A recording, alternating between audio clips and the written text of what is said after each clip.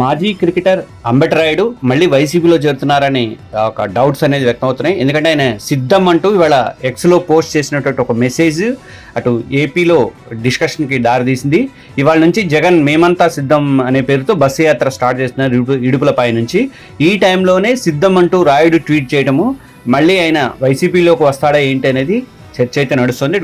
YCP శ్రేణులతో పాటు మిగతా వాటిలో కూడా నడుస్తుంది. అసలు యాక్చువల్గా 2023 డిసెంబర్లో వైసీపీలో చేరాడు అంబటి రాయుడు. ఆయన గుంటూరు ఆ ఏరియాలో పోటీ చేయాలి, ఎంపీగా కానీ లేదా లోక్సభ మన అసెంబ్లీకి కానీ పోటీ చేయాలని చెప్పే ప్రయత్నం అయితే చేశారు. కొన్ని రోజులు తిరిగారు కూడా.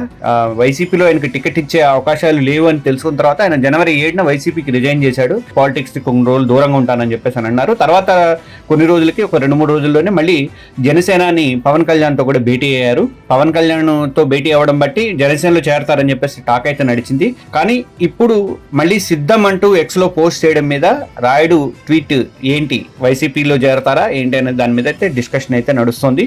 మళ్ళీ ఆయన చేరితే ఇప్పటి వరకు అయితే అన్ని స్థానాలు ప్రకటించేశారు కాబట్టి ఇప్పుడు రాయుడికి ఎలాంటి సీట్ ఇచ్చే అవకాశం వైసీపీలో ఉండకపోవచ్చు. కానీ ఆయన మళ్ళీ మనసు ఎందుకు మార్చుకున్నారు, ఎవరు మార్చారు అన్నది మనకి ఒక కొన్ని గంటలలో తెలియబోతోంది.